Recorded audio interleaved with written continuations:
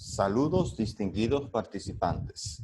En el día de hoy damos inicio de manera formal a la asignatura Sistema de Base de Datos.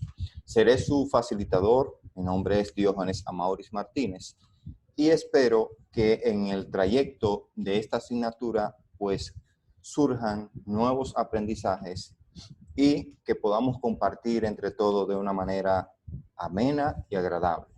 Paso pues a mostrar el contenido de la clase de hoy.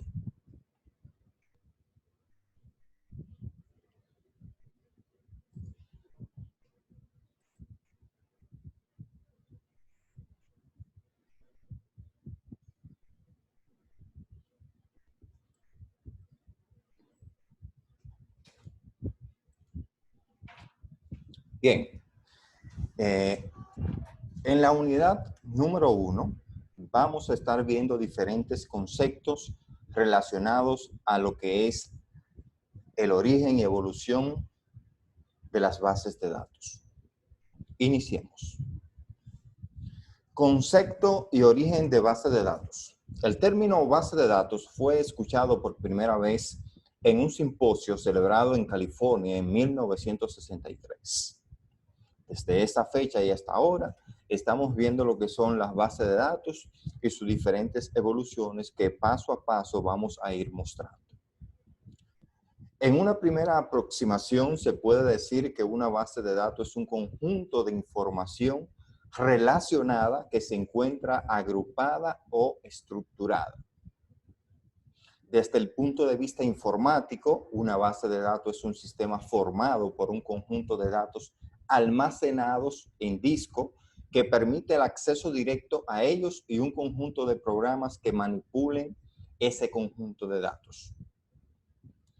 Por su parte, un sistema de gestión de base de datos es un tipo de software muy específico dedicado a servir de interfaz entre la base de datos, el usuario y las aplicaciones que la utilizan.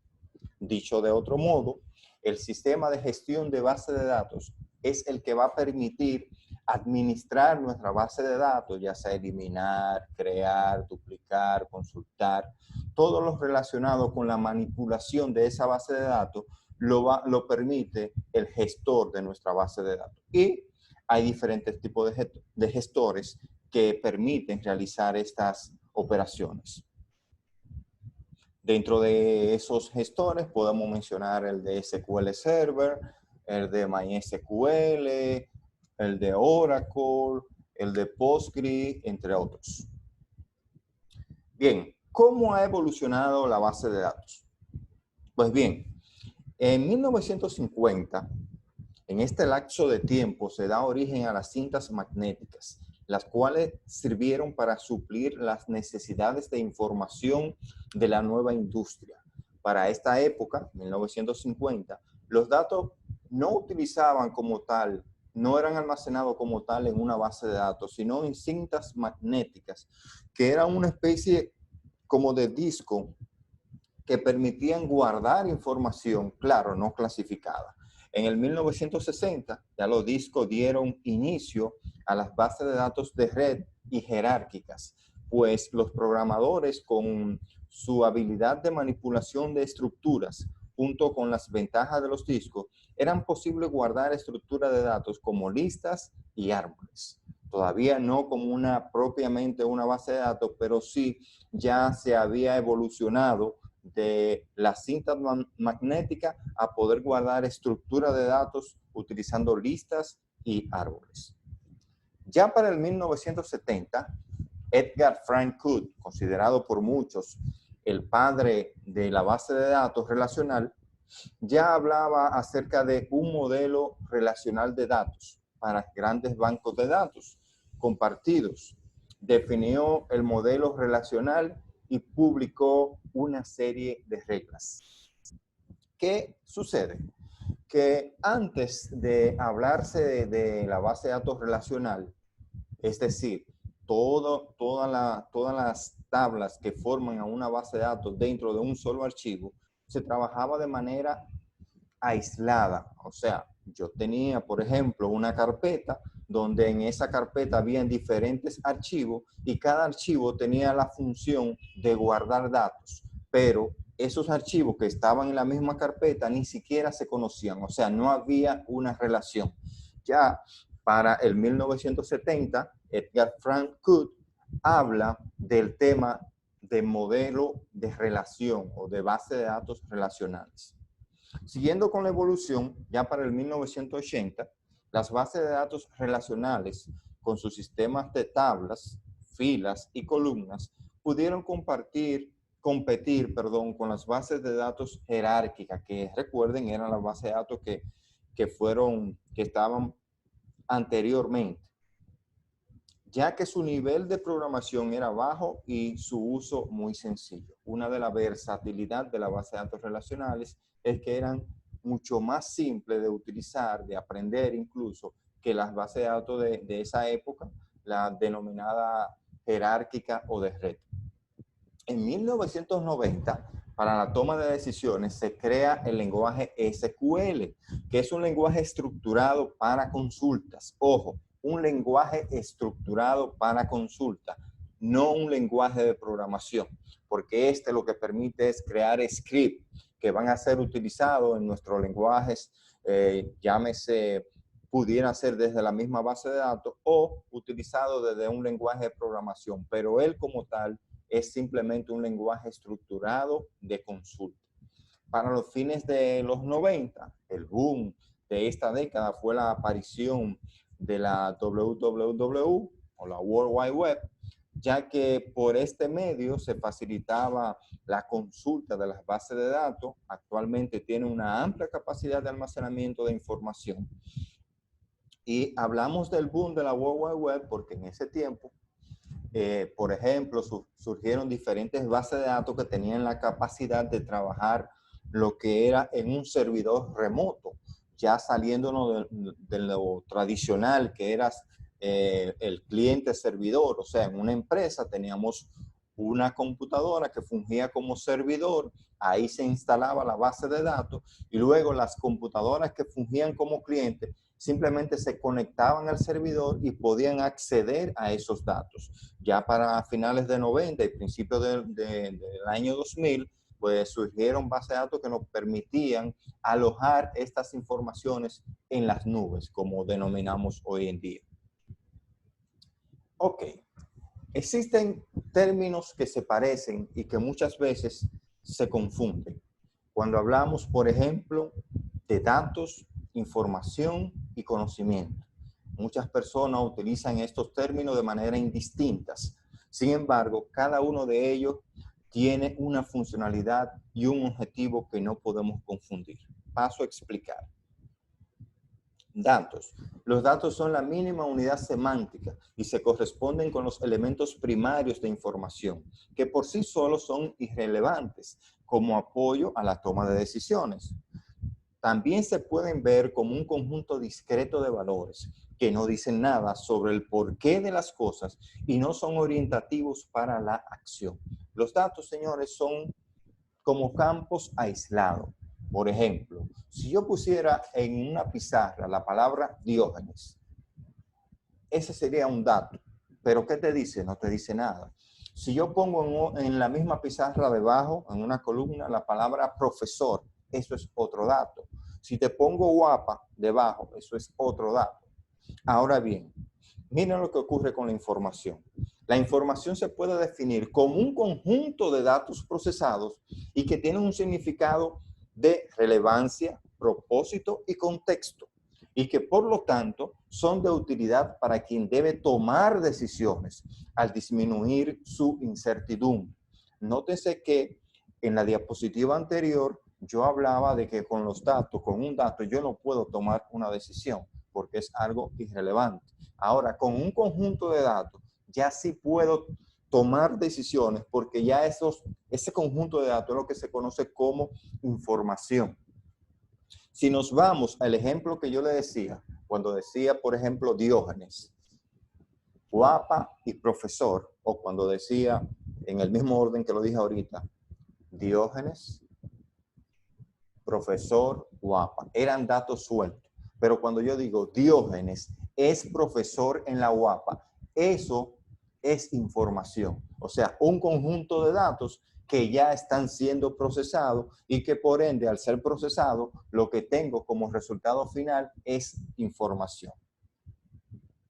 Conocimiento. El conocimiento es una mezcla de experiencia, valores, información y el know-how, el saber cómo, que sirve como marco para la incorporación de nuevas experiencias e información y es útil para la acción.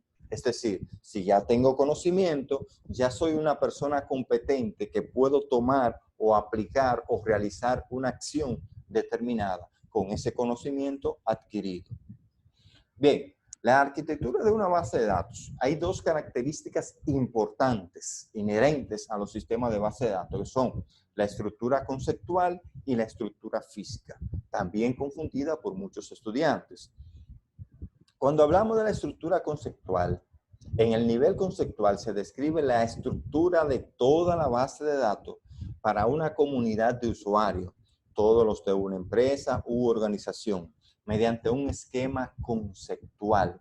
Es como una descripción, es decir, explicar de qué forma va a estar estructurada esa base de datos, sin pensar ni siquiera en un gestor, sin pensar ni siquiera en un software. Cuando hablo de gestor, hablo de gestor de base de datos. La otra parte es la estructura física. En el nivel interno se describe la estructura física de la base de datos mediante un esquema interno. Este esquema se especifica mediante un modelo físico y describe todos los detalles para el almacenamiento de base de datos, así como los métodos de acceso. Ya aquí entramos a lo que sería la estructura de esa base de datos, especificando el nombre del campo, por ejemplo, el tipo de datos que va a almacenar, entre otras cosas. Inclusive, incluyendo también las relaciones entre una tabla y otra tabla, o entre una entidad y otra entidad. Entidades. En base de datos, una entidad es la representación de un objeto o concepto del mundo real que se describe en una base de datos. Ejemplo de nombre de entidades podría ser alumno, empleado, artículo, noticia, entre otras. Entidades, también conocidas como tablas, es importante que ustedes algunos autores hacen referencias a las entidades llamándole tablas, otros simplemente entidades, pero de ahora en adelante, cuando ustedes vean el término entidad o tabla, estamos hablando exactamente de los mismos. Entonces, si piensan en el concepto anterior, aquí tengo tres ejemplos de lo que puede representar una entidad. Por ejemplo, en facilitadores, ahí vamos a guardar todos los datos que tienen que ver o que corresponden al facilitador. Lo mismo va a ocurrir con participantes y en notas las calificaciones de esos participantes. Si se ponen a observar, son tres entidades donde yo voy a guardar datos de manera clasificada. Datos que luego la base de datos, utilizando el gestor de la base de datos o utilizando un lenguaje de programación X, voy a generar información. Información que va a ser un conocimiento y que me va a permitir a mí entonces tomar decisiones relacionadas a la empresa o al objetivo que fuere donde esté utilizando esa base de datos. Los atributos. Una columna de una tabla que almacena los valores para un atributo único, entiéndase un campo. Si observan la diapositiva anterior, tenemos solamente la representación de las entidades, la representación de las tablas. Aquí ya estamos hablando de la misma entidad facilitadores, pero con sus atributos. ¿Quiénes son los atributos? El código del facilitador, el nombre, el apellido y la dirección. La forma de usted crear esos atributos, la forma de usted crear esos campos va a depender mucho de la normalización que se utilice en la empresa donde usted esté elaborando o las buenas prácticas que se implementen. Algunos usuarios lo que hacen es, o algunos diseñadores de base de datos o DBA, lo que hacen es que el nombre de la entidad o la tabla Y debajo los atributos tienen o al principio o al final algo que identifica ese atributo o ese campo con relación a la tabla. Por ejemplo, si ustedes observan en la entidad o en la tabla facilitadores, yo estoy diciendo código, pero al final le estoy poniendo FAC, o sea, código facilitador. Ya yo, como programador, si veo el campo código FAC, sé que ese código hace referencia a la tabla facilitadores. Si viera, por ejemplo, un código pro, ya puedo imaginar ya que eso hace referencia al código de producto. Ahora bien, si solamente le pongo código, sería un campo o un atributo muy genérico. Código, pero ¿código de qué?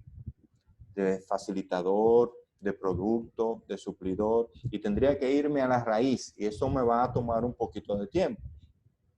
Por eso una buena práctica es siempre utilizar en los nombres de atributos algo que los relacione con la tabla a la cual pertenece ese atributo. Bien, tanto las entidades como los atributos pueden representarse de diferentes formas. Si ustedes ven, aquí tengo una especie de rectángulo donde dentro separo el nombre de mi entidad o tabla y debajo pongo los atributos. No siempre va a ser así. Se puede representar también de esta forma. Fíjense que en un rectángulo, arriba, tengo el nombre de la entidad y debajo, en óvalos, tengo entonces los nombres de los atributos, que son, para el ejemplo que tenemos en pantalla, tenemos ahí lo que es el ID, o sea, el código, el nombre y el apellido. Si fuéramos a extrapolar el ejemplo que hicimos ahorita, en este rectángulo aquí tuviéramos lo que es facilitadores y en diferentes óvalos, como estos que están aquí, colocáramos, por ejemplo, estos atributos. Entiéndase el código, el nombre, el apellido, la dirección, entre otras. Bien, vamos ahora a resumir lo que hemos tratado hasta ahora.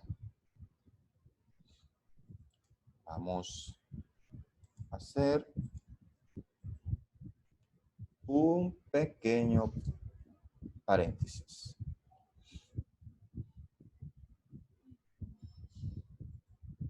Un segundito.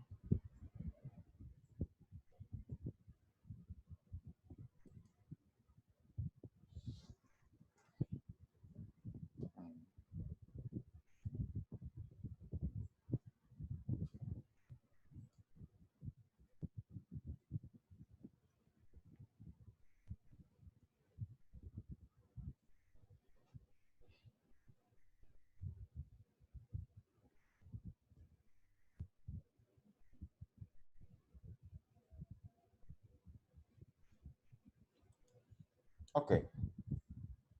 Entonces, le decía que ahora vamos a pasar a lo que es el resumen y vamos a hablar un poquito acerca de lo que hemos visto en el día de hoy. Lo primero es que vimos el concepto de base de datos, ¿verdad? Un conjunto de datos que se relacionan entre sí y que luego proporcionan lo que es la información. Información que también puede generar conocimiento, aunque no siempre será así, pero debería ser el objetivo. Hablamos también de la evolución de lo que son las bases de datos, diciendo que en principio los datos se almacenaban de manera suelta, por así decirlo, en cinta magnética, que luego vino lo que era la base de datos jerárquica o de red. Luego pasamos a lo que eran las bases de datos relacionales y hablábamos de que Edgar Cook era considerado uno de los padres de la base de datos.